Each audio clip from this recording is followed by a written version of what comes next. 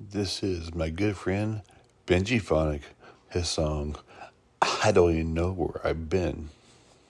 I walk the streets of the city at night, and I don't even know where I've been. I struggle hard just to stand in the light, and I don't even know where I've been. I see the light shine down from the trees, and I can feel the power moving up the back of my knees until my head spins in the summertime breeze, and I don't even know where I've been. I can't remember such a beautiful day, all the tremors of the night just fading away. I could be in Hollywood, Cape Town, or Bombay. I don't even know where I've been. I walk the streets of the city at night, and I don't even know where I've been. I struggle hard just to stand in the light, and I don't even know where I've been. The city burns to mechanical beats with an urban education from the heart of the street. So I dance to the rhythm of the radiant heat, and I don't even know where I've been. Walking down the beach with a guitar in my hand, I could feel the percolation of my feet in the sand. I could be in Abu Dhabi or the Sea of Japan, and I don't even know where I've been. I walk the streets of the city at night, and I don't even know where I've been. I struggle hard just to stand in the light, and I don't even know where I've been.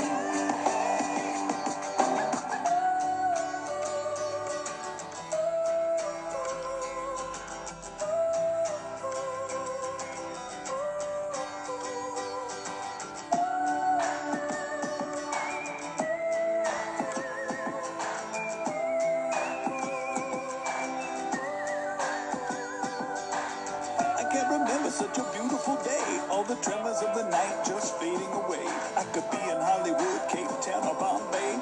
I don't even know where I've been. I walk the streets of the city at night, and I don't even know where I've been. I struggle hard just to stand in the light, and I don't even know where I've been. I walk the streets of the city at night, and I don't even know where I've been. I can't remember such a beautiful day. I struggle hard just to stand in the light, and I don't even know where I've been. I can't remember such a beautiful day.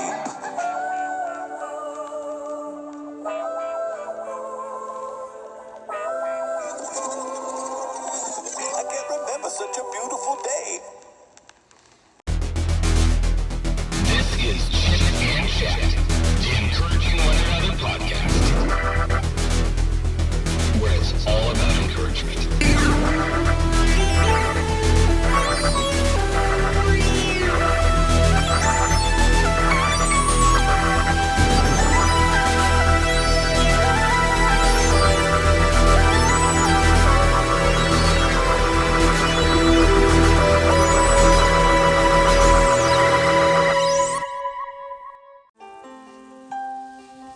Hello, and welcome back to Chit and Chat, the Encouraging One Another podcast.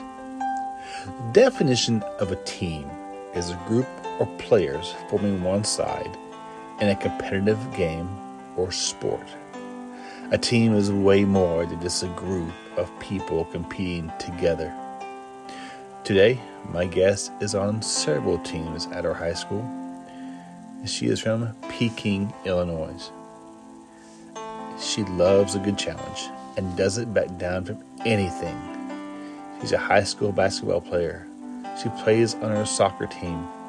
And 2 years ago, she took on a brand new sport, high school football. I came across a few articles about Mylee Hanson, who plays for the Peking Dragons. I'm excited to talk with her and get her story about who's encouraged her, who's inspired her, and what got her playing high school football. Kick back and relax. This is Chit and Chat, the Encouraging One Another podcast. What's always about encouraging others, having fun conversations, and amazing music by amazing guests who I talked to over the past year or so. Kick back and relax. This is Chit Chat.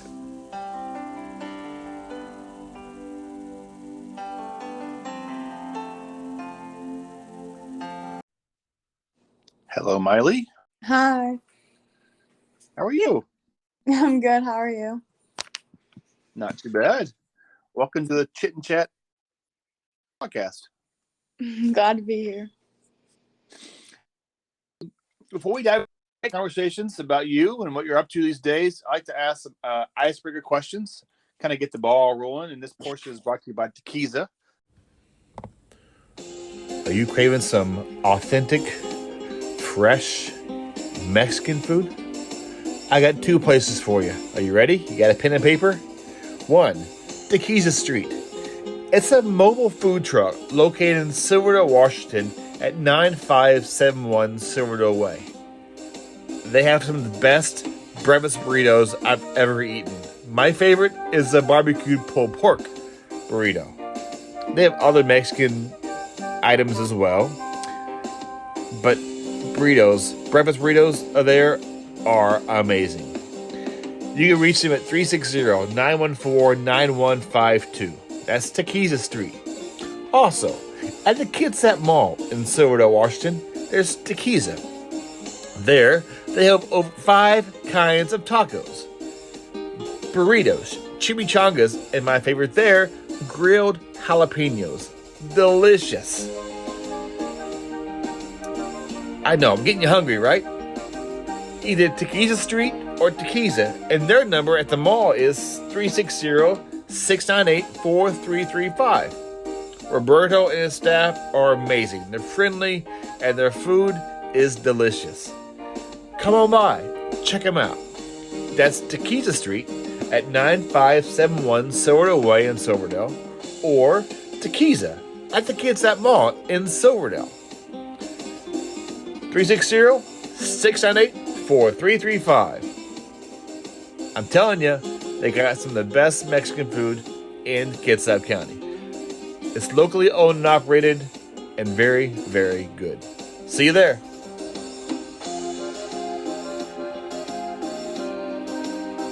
They're a local taco shop in the area. Are you ready for number one? First of all, I'm ready. do you like? I do like tacos. Is there a local taco spot in the Peking, Illinois you'd like to go to?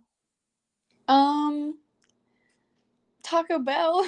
Hey, About it. That works, yeah. I like Supreme Tacos there. Number one, if you take your family on a surprise 2-week vacation anywhere in the world, but you can't tell them where you're going, where would it be and why? I'd probably go on a cruise because we go on a lot of cruises, Nice. and it just kind of is family bonding for us, but also like we get away from each other, so it's also kind of nice. I'll go your separate. Yes. If someone said, Mylee, describe yourself in 5 words or less, what are those 5 words? Probably like determined. Okay. I'm pretty competitive, so I guess that one. Compassionate, and that's all I got. Very powerful words. They're good. Okay, number 3. Who in your life inspires you the most and why? My mom. She's always been there for me. And yeah, she just really has encouraged me through everything I've done. She's always there. Okay. And number 4, if you could have a historical figure to be your imaginary friend, why? Wait, repeat that. Sorry. If you could choose a historical figure to be your imaginary friend, who would it be? Like Washington. Oh, I don't know. That's like, Einstein's pretty smart. Okay. So maybe him. Keep- Sorry, my dogs were going crazy, so I just let them outside. What kind of dogs do you have? They're like boxer mixes, Okay. and yeah, they're pretty fun.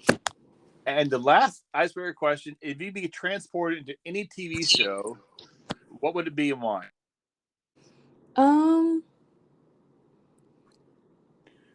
The 100. Oh, okay, yeah.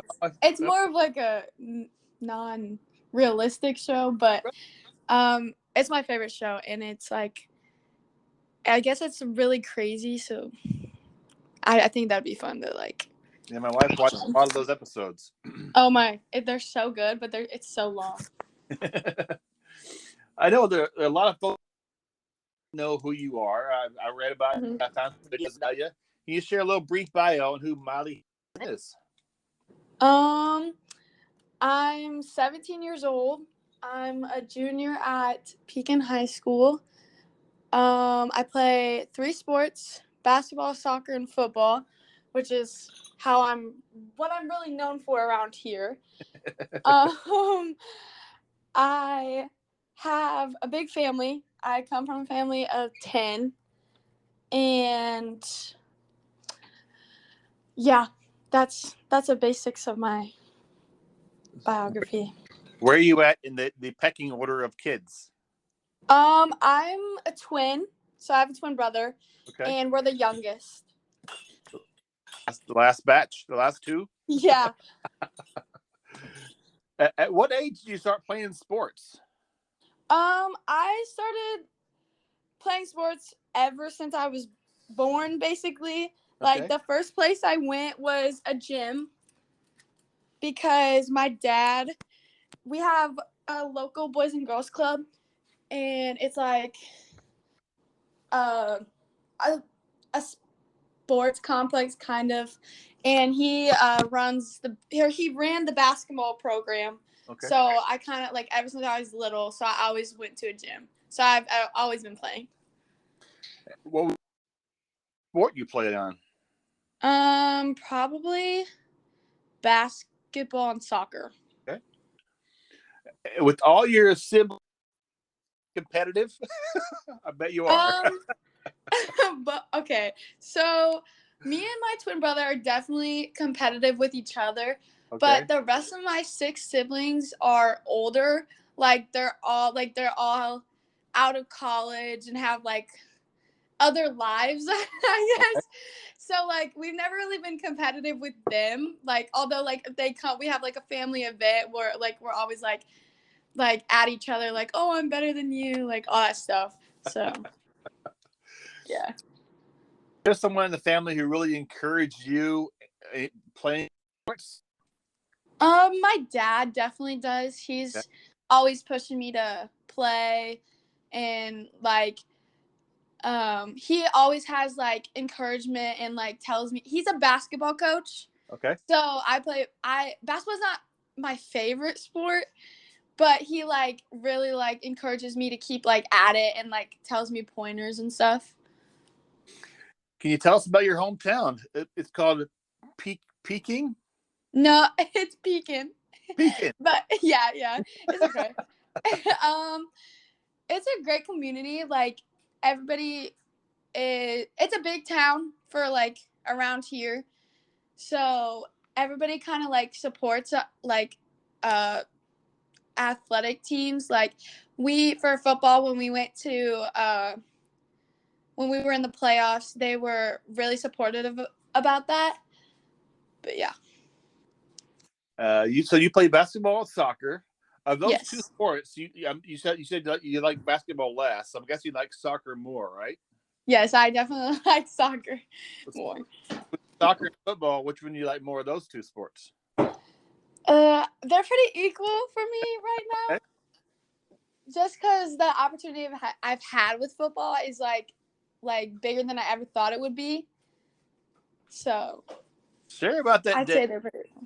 Share about that day when the coach, I guess, he came across you or playing soccer, and how did you on the football team? Okay.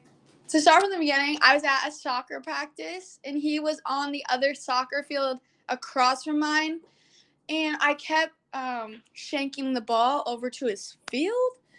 So after that, like, I knew him because he was like friends with my dad, and he taught at my junior high. And so like after that, he talked to me. He's like, how do you feel about kicking on the football team? And at that point, I was like, I don't know. And then he kind of got together with my dad over the summer of my sophomore year.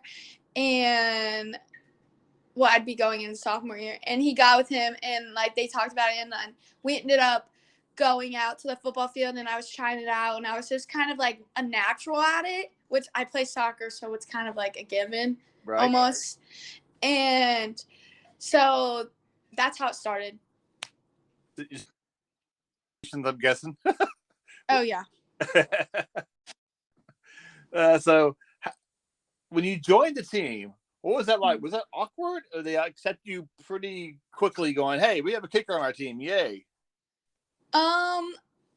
Okay, so I was supposed to start I was just supposed to play sophomores. I was just like for that year and like upcoming year I would play varsity, but the varsity kicker got hurt. So then it was just kind of like a jump into it, and like the guys weren't like against it, but you could tell like some of them were like, oh, this is different, but like they all were like there for me and like, you got this type of deal. Okay. Did you face any kids in school like, why is there a girl playing football for? I mean, not necessarily. I mean, there's a few people that like, of course, are just like that, but it wasn't like anything like unbearable. Okay. Did you remember the first field goal you kicked in the game? I did. Nervous? I went 3 for 3 on my first game. Nice. Yeah. What were your distances? They were just regular field goals or extra points, so it was 20 yards. Okay. Your team has been pretty good over the past years, haven't they? Yeah. You got to go to the playoffs, and watched your story. I read about your article, and the video I saw is called "The Tackle Hurled Around the World" has over 1 million views. Did you know that? I did know that. That was like a big deal for like a lot of people, and like it was crazy. Like I wasn't expecting myself to do that. My teammates were definitely not expecting me to do it, and like the whole like atmosphere of the game just was like huge. And a lot of people saw it, and there was like a lot of people that were just like so supportive about it and like, oh, you got it, like that's so cool and all this stuff. So it definitely had a big impact. All right, when you get that tackle, can I relive it for us? Okay, I kicked it, and then I thought like, okay, I like just started shuffling over because I was like, oh, my teammates got it, like it's fine. Well, then I noticed he like totally like got away, and I just like kind of like was like playing my like defensive spot in soccer, and I just like started going over and like not even like realizing what I was doing, and then I totally closed my eyes, and he like came at me, and I like opened them for a quick second. I was like, oh, he's here, and I was like, I embraced it, and I was like, oh no. So like he totally got the best of me, so I was like, if I'm going down, you're definitely coming down with me, because that would have been embarrassing if he didn't. So I grabbed him and he came down. I've watched football a lot. Well, I've never seen a graceful kicker tackle. So you know what? You got it down. That's all that matters. Yeah, it definitely wasn't a great full-on tackle, but you know what? It's thought that counts. Going in slow motion, or was it happening really fast? No, it was very slow. Very slow. Well, for the past seasons, have you enjoyed what you've accomplished so far as a football athlete? Sorry, repeat, please. Have you enjoyed what you've accomplished so far playing football? Oh, Yes, I have. It's been a very like different season and fun season for me. Like I didn't expect like any of this to happen or anything to like go the way it has. Mm-hmm. And like this past season, I kicked like very well for like how I thought I would be kicking at this point. And it's just crazy like that if I would have told myself freshman year that I would be a football kicker and doing the things I did and tackling someone, I would not believe myself. Things do you do there in practice? You just kind of just kick 20 or so, and you call it good, or how do you do? Is there a routine that you do for like practice for games? On it's like the same thing each week. Mondays I do kickoff with the team, and then I go kick by myself for extra points. And then Tuesdays I do uh kickoffs, and then I do extra points by myself. I do kickoffs with like a group, and then I go and do extra points. And then I on Tuesdays and Thursdays we usually lifted, and then on Wednesdays I did kickoffs with the team, and then Thursdays I did a scrimmage kickoff and extra points with the team. Like we did extra points at the end of practice for like 30 like half an hour with like everybody like going at me and all that stuff.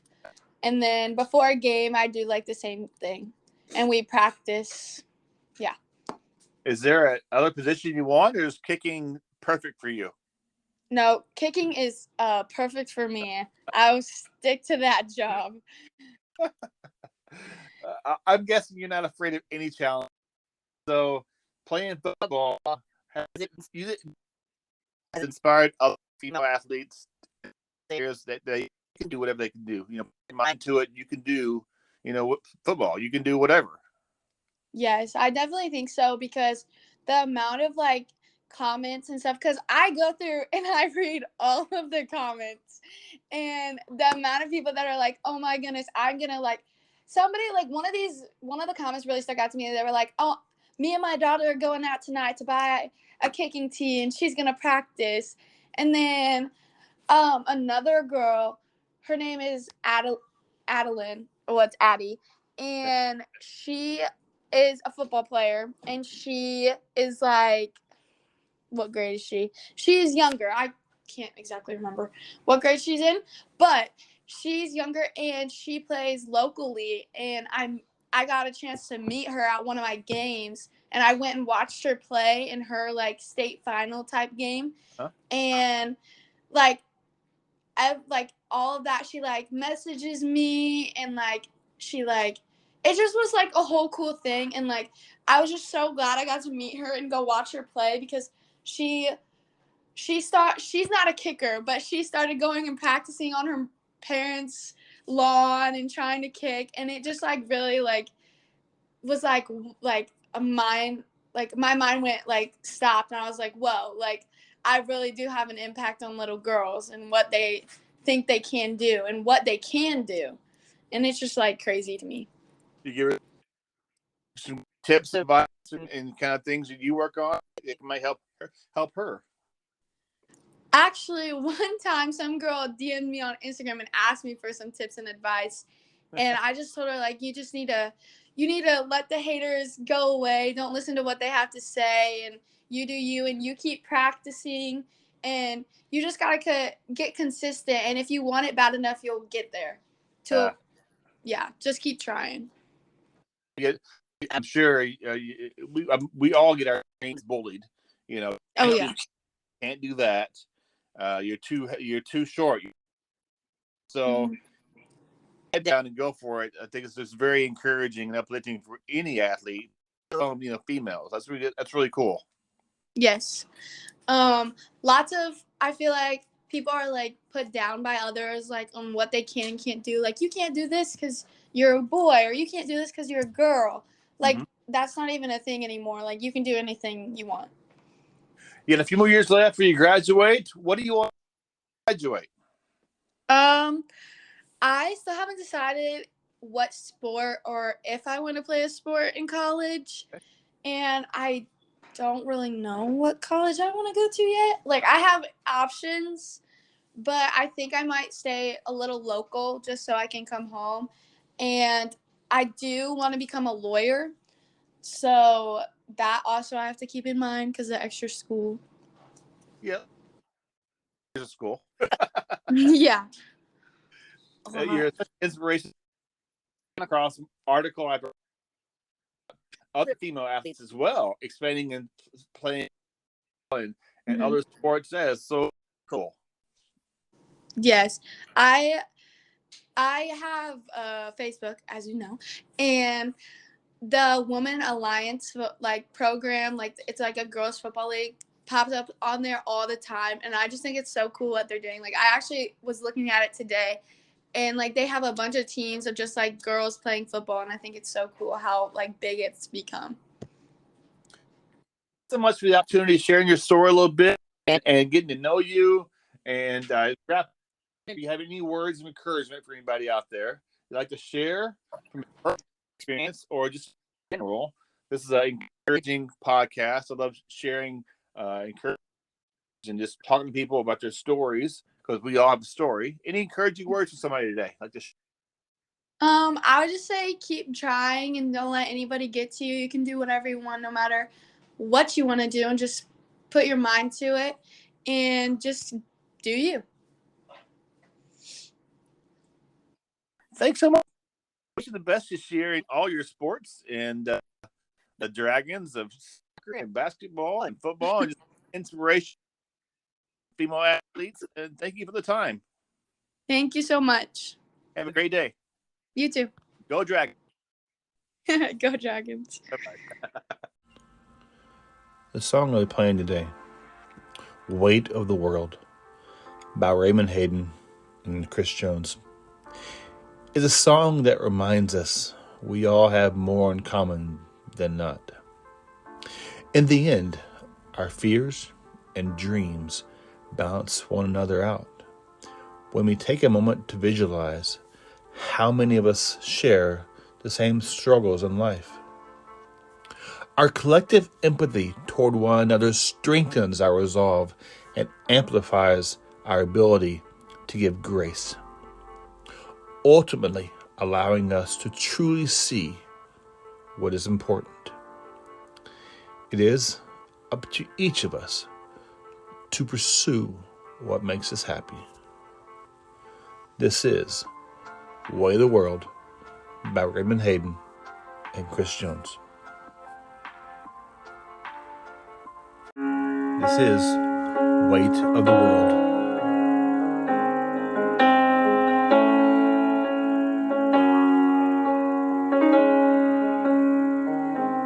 Close your eyes just for a moment. Think about this life you hold so dear. Visualize the people around you. Imagine how they feel and what they fear. Take some time, think about it. Our dreams hide deep inside, we can't let go. Our fears are all the same, there's no one left to blame.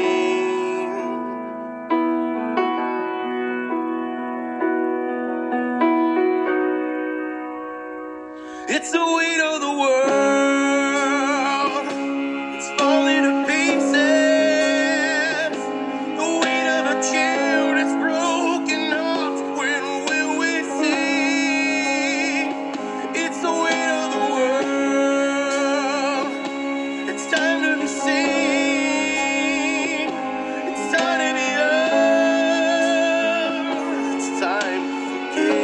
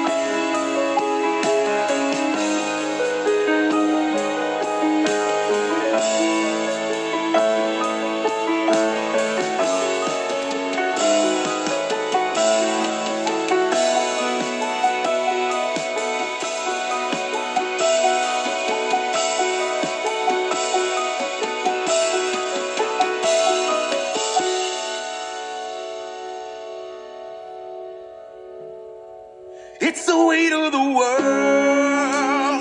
not just the powerless we. Digging into religion, taught to see differently.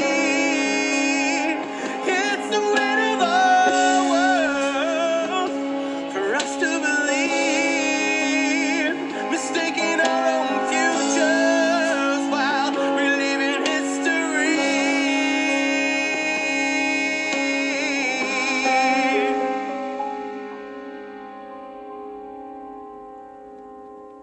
Our fears are all the same, we're all to blame.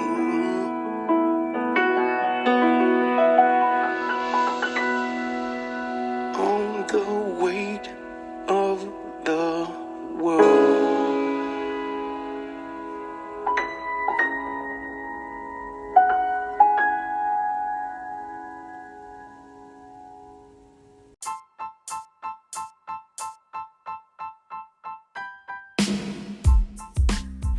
Since we talk sports with Mylee Hanson today, I want to reach out to my good friend in Seattle, Washington from Sports Radio 93.3 FM, Dick Fain, and get his take on Seattle sports year in review in 2022.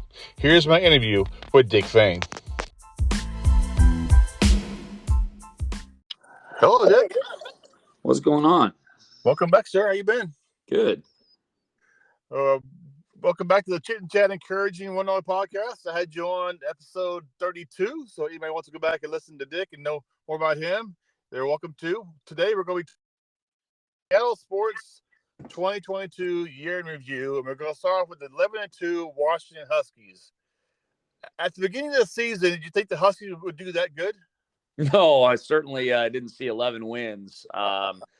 I thought just by osmosis, by getting Jimmy Lake out of there, and because of just the atmosphere that was surrounding that football team over the last few months of the 2022 season or 2021 season, I just thought by osmosis they would win 7 games. They would be a bowl team. Now the question was, what could Kalen DeBoer and this new staff do beyond that? If the baseline was 7 wins, could he take it to 8? Could he take it to 9? Could he even take it to 10? And I thought that 8.5 win range was probably the most likely scenario. But I don't think any of us expected Michael Penix to have the type of year that he had. They had some key wins against Oregon and just killing the Cougs in the Apple Cup. It was fun to watch this year. Oh, it really was. And I think, the only disappointing part for me was the home schedule wasn't great. You didn't have Oregon at home. You didn't have Wazoo at home. You didn't play USC. You didn't play Utah. You had the one game against Michigan State that I think everybody kind of got juiced up for. And then, so that night was fun. That was like the one really fun atmosphere, kind of old school atmosphere at Husky Stadium. And we have not seen a lot of old school atmospheres at Husky Stadium.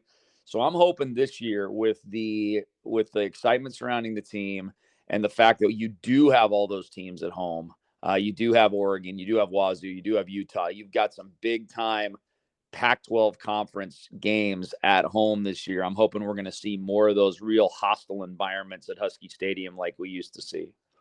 It's nice too when you win. You go 7-0 at home. I mean, to take every game at home, it's pretty awesome. It is, and according to Ryan Grubb, they went 9-0. They because the Martin Stadium's a home away from home, and Autzen Stadium is now a home away from home. So Ryan Grubb, the offensive coordinator, will tell you they didn't go 7-0 at home. They went 9-0 at home, and I think that's definitely going to be something that this coaching staff is going to preach. Now they don't have to worry about this year because they got both Oregon and Wazoo at home, but definitely next season they're going to be preaching, hey, Martin Stadium, that's a home game. Autzen Stadium, that's a home game. They want to instill that mindset into their players. And they won the it was fun to watch. Penix wasn't his best, but overall the team played really well, I thought. They did. I mean, their offense wasn't quite as explosive as I thought it was going to be, but their defense was better than I thought it was going to be. So it was a little lower scoring game. I think a lot of people, thought, hey, first team to 45 is gonna win that football game, and it was a really well played game because it had some great defensive plays, had some great offensive plays, and it didn't get out of hand. It wasn't like the old Alamo Bowl against Baylor was. And behind the arm of Michael Penix, being doing the transfer portal, who folks might not know what that is now. Is that going to help or hurt the Huskies more this year, you think? As far as the transfer portal goes overall? Yeah. Well, obviously Kalen DeBoer knows how to work it. And I think Michael Penix's success in this offense, I can't guarantee that the transfer portal is going to get players of all positions to come and see Washington as a top 5, top 10 destination in the country. But I'll tell you one thing. Quarterbacks see Washington as a top 5, top 10 destination in the country. I don't think there is any question about that. So they see Ryan Grubb, they see Kalen DeBoer and what they did for Michael Penix. And as long as DeBoer's there, I think they're going to be able, if they need a transfer quarterback, they're going to be able to get a top transfer quarterback. And it was great hearing he was back this year for another season. But the Huskies, that was kind of questionable until he popped the news at the team meeting and stuff. What do you see expectations for him this year? Maybe making a run for the Heisman. Well, I think now that he's, to win the Heisman, you really got to be on people's radar in September going into the season. And Michael Penix was not on anybody's radar. And that's one thing we talked about on the show. Not that Softy and I thought that Michael Penix was going to have this type of season, but our question going into the year was, why is Cam Ward getting more hype than Michael Penix? Why is Bo Nix getting more hype than Michael Penix? Go look at Bo Nix's numbers at Auburn. They're not better than Michael Penix's numbers at Indiana. And you're talking about a guy from Incarnate Word who has never played any Division I football in his life is getting more hype and trucks, and endorsements than Michael Penix. I mean, that is what I could not understand. So Penix now has the hype going into the season. Bo Nix has the hype going into the season. Caleb Williams already won the Heisman, so I think that probably diminishes his chance because I don't think the Heisman Foundation wants to give it to a guy 2 years in a row unless he, just Archie Griffins it and blows everybody away. So I think Penix, Nix, some of these other guys, Drake May, I think some of those other guys are going to break all ties with Caleb Williams. But I would still consider Penix a distant shot, not a complete long shot, like 50-1, but I wouldn't consider Penix a 4 or 5-1 shot either, because, Washington has got to, they probably have to go 12-1 in order for Michael Penix to have a legitimate shot. I think they probably have to win the Pac-12. I think they probably have to get themselves into a Final Four. And then I think Michael Penix would have a legitimate shot to win it. And last question for the Huskies: what are the percentage chances you think they'll win the Pac-12 again this year, or again?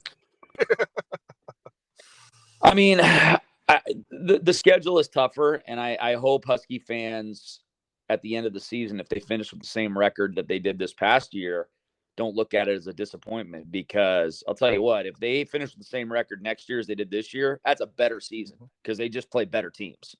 I mean, they got USC on the radar. They got Utah on the radar. So it would be more impressive to have an 11-2 year next year than it would have been that they had an 11-2 record this year. I mean, I give them just as good a shot as anybody. I wouldn't necessarily call them the favorites to win the Pac-12, but I give them just as good a shot as Utah. I give them just as good a shot as USC, maybe just as good a shot as Oregon. And, I'll probably, once I really break down those teams come, July and August, I'll give you a prediction then. Okay, sounds good. Seattle Mariners, they broke a 26-year drought in 2022. Made a decent run. Expectations for this year, you think? Well, I think the people that are disappointed in the off-season acquisitions and say, well, this team's not much better at the beginning of this year than they were at the end of last year, I would agree with the sentiment that they're not a lot better now than they were in October. But I think what people are failing to realize is how much better this team is now versus where they were at the beginning of last season. At the beginning of last season, Julio Rodriguez had never taken it at bat. Cal Raleigh was, we had no idea what Cal Raleigh was at that point. We had no idea what Matt Brash was at that point. George Kirby wasn't even on the roster. We had no idea what Logan Gilbert was at that point. We didn't even have Luis Castillo on the team. I mean, you can just go on and on and on and on with these players that now we know that are established superstars all the way down to solid players that we didn't even know existed last year at the major league level. So I am not at all panicked like some people are that they didn't make a huge splash at the in the offseason, because they lost to Houston by 16 games last year, but 11 of those games were lost in the first 7 weeks of the season. Remember when the Mariners were 10 games under 500? They were 11 games back at Houston. They only lost 5 games to Houston in the last 4 months of the season. And then in the playoffs, we saw exactly how close to Houston they were. And those first 2 games, they really games. Yeah, they did. Oh man, what if first 2 games? Did we talk a different story? Oh yeah, I mean I think even if they had won that first game against Houston, I think that you would have had that. You would have just the pressure would have been such on the Astros. I think as soon as they lost that first game to Houston, I think everybody just felt like that was one we gave away, and it's going to be really. I'm actually surprised, honestly, how they responded after losing that first game, because they played Houston inning for inning over those game 2 and game 3 after that heartbreaking loss in game 1, which was just it was a bad decision to put Robbie Ray in that position. And we said it at the time. I mean, we were on the air at the time. Yep. And my quote at the time was like 30 seconds before he threw the pitch, I said on the air, "So you're bringing in a home run giver-upper against a home run hitter." Okay. That was my exact quote. And then 30 seconds later, game over. So, I mean, every once in a while I get one right. Can Julio Rodriguez do any more the way he did last year? That was insane. He had a crazy year last year. I think he can be consistently as good as he was over the last 4 months of the season. I think what we won't see is we're not going to see that April and early May where umpires are calling him out on strikes that are 6 inches high and 6 inches low. And then, I mean, that was brutal. Julio has earned the respect of the umpires, and he did a really nice job kind of as a youngster handling that situation. And, you know, Scott Service told us a story a couple of weeks ago, how, you know, he didn't realize how bad the calls were on Julio until he had gotten kicked out of a game. He got suspended for a game last year. And he said he was watching a game on TV, like, you know, a month into the season. And that little box that we all get to see that he never gets to see on the TV. Right. He was like, "Oh my God, these pitches are a foot outside that he's getting rung up on." So, and then he went back to manage the next game, and they rung him up again. And that's when Scott just lost it and was like, "Listen, I watched these on TV. You are screwing this kid, and it's got to stop." And actually, I mean, according to Scott, he said that's about when it stopped, is when he just called out the umpires on it. Wow. What need to step up their game for the Mariners to be a little competitive this year than last year? Any key guys you got your eyes on? Ty France, number one. I mean, that guy he's got the potential to be a legitimate middle of the order bat, and never came back from injury last year. Never was the same. So what kind of Ty France are we going to see? Are we going to see the first half Ty France, or are we going to see the second half Ty France, who was either out or terrible? He would be the first guy. JP Crawford. JP Crawford has got, I mean, he seems to be the sacred cow at shortstop. Like, they don't want to move him. He is a core piece to their puzzle. They don't want to move him to second base. And so my take is, okay, JP, I mean, if you are truly the guy, then be the guy.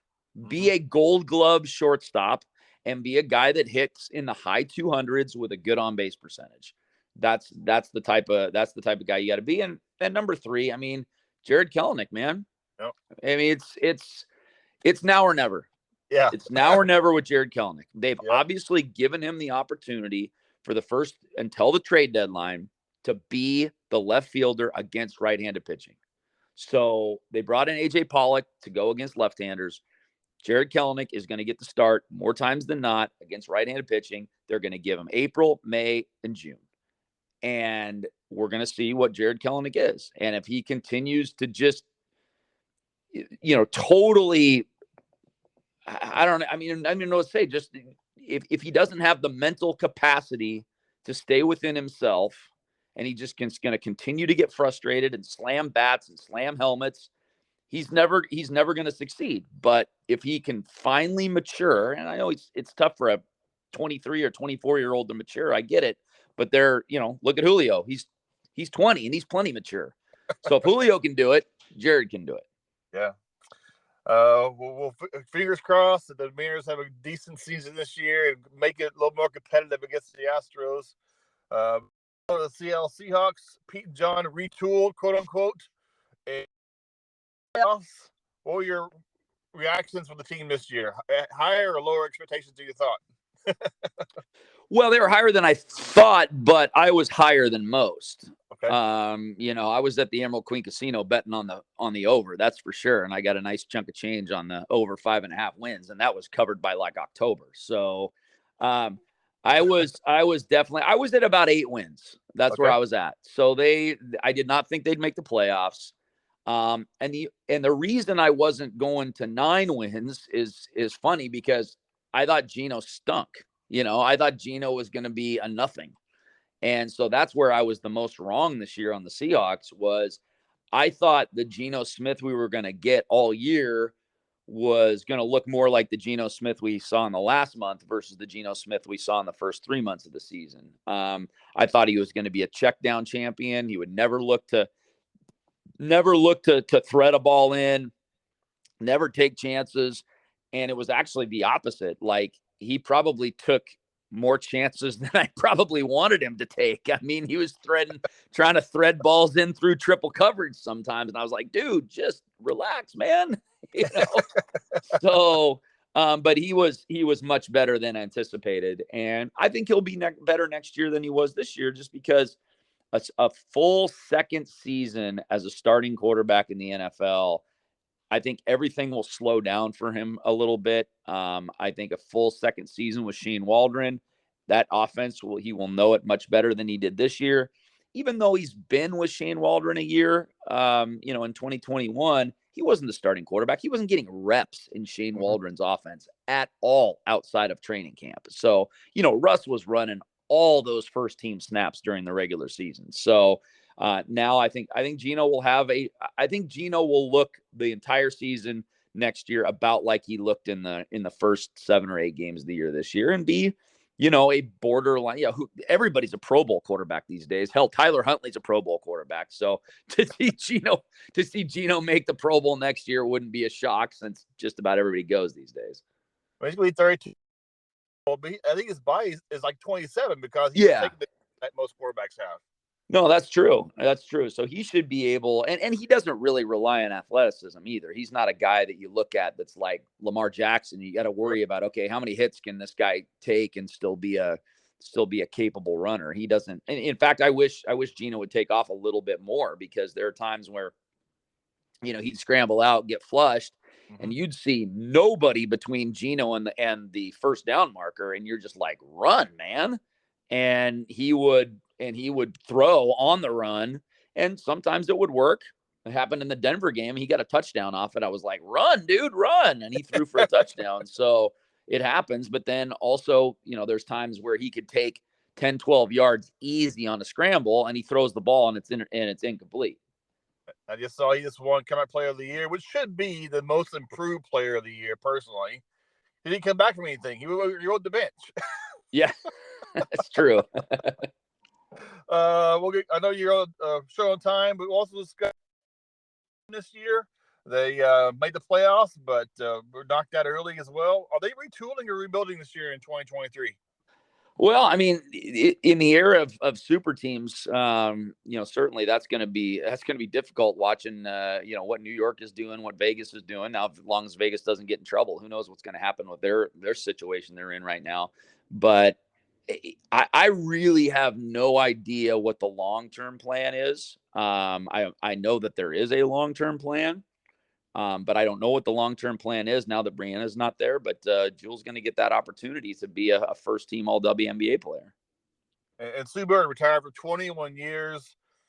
In your mind, is she one of the greatest WNBA players to play the game?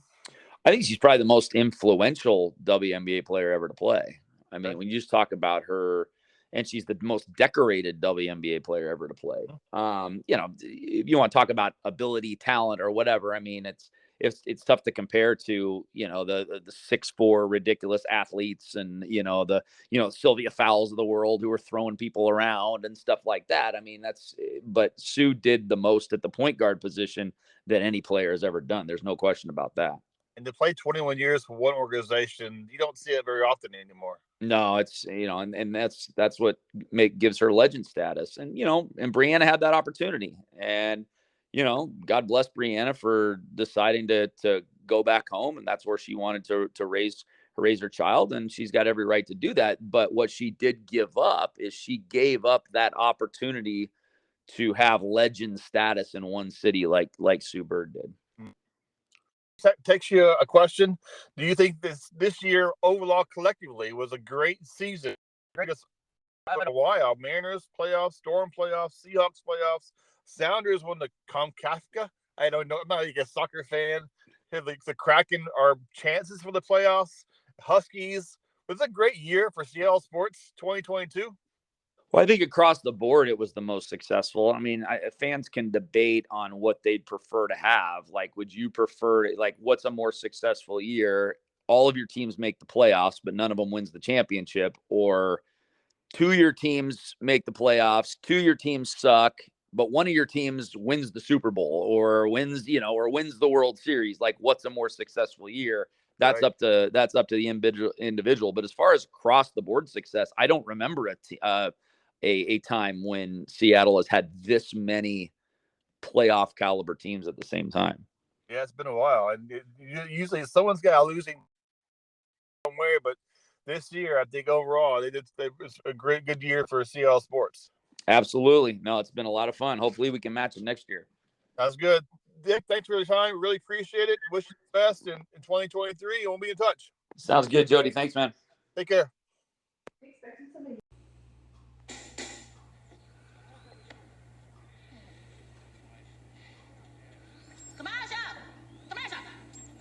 Break for 30 seconds.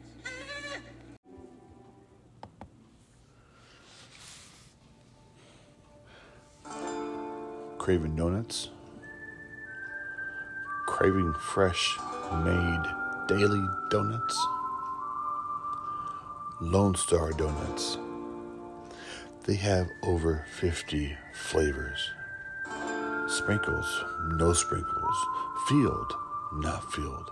Chocolate, glazed, maple donuts with real bacon. Cinnamon rolls. They are so good, so light, and so fluffy. These are not your normal donuts.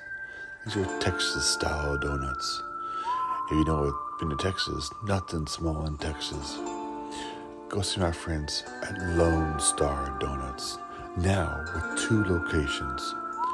One in Silverdale, Washington, at 1087 Maury Place. Their phone number is 360-204-5021 in Silverdale, or Port Orchard at 2649 Mile Hill Drive. Their number there is 360-443-2600. You can find them on Facebook as well. Lone Star Donuts. Life is happier with donuts. Donuts from Lone Star Donuts.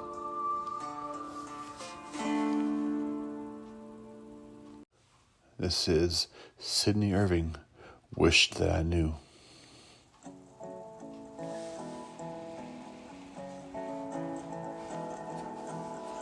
So you thought you would hurt me, Baby doll, it's not working the way you said it would. How sticks and stones could. So you thought you would burn me. Take my fire and let it go out. Darling, a deal with the devil will always go south. So then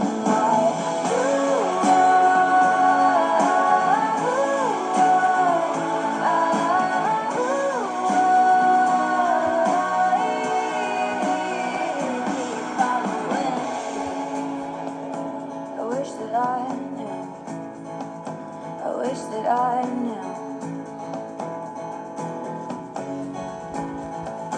'Cause it's all fun and games till it's over. A withered four-leaf clover, malice getting sober. Lead me on through the darkness, baby. You're running low on souls to blame. A ghost of glories. So then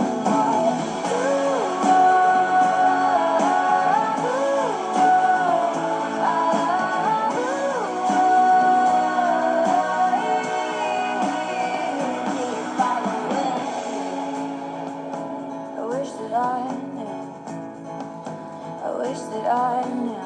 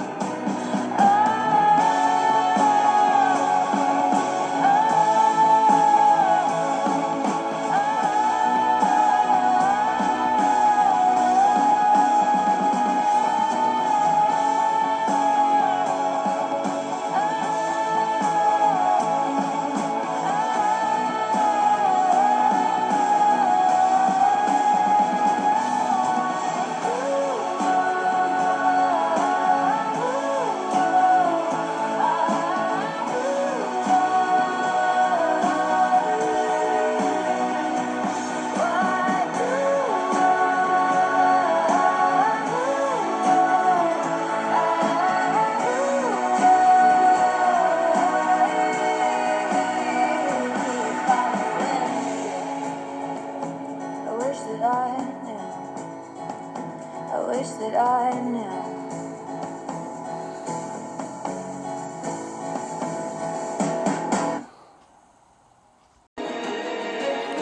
This is Chit and Chat, the encouraging one other podcast.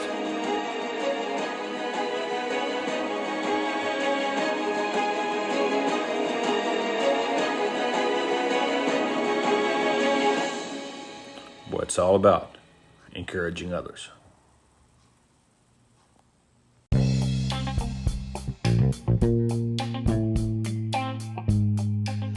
Thanks so much for joining today in our podcast interview with Mylee Hanson. And special guest today was Dick Fame from Sports Radio 93.3 FM Seattle, as we shared about the Seattle sports year review in 2022. Also, thank you to Benji Phonic, Raymond Hayden, and Chris Jones. And Sydney Irving. That's right. We had a song from Sydney Irving. Just fun conversations, amazing music here on the Chit and Chat Encouraging One Hour podcast. Love your thoughts, love your opinions, hopefully positive, as I continue to push episodes out each and every week. And it's all about encouraging others and just having fun. This is Chit and Chat, the Encouraging One Hour podcast, but it's always about encouraging others.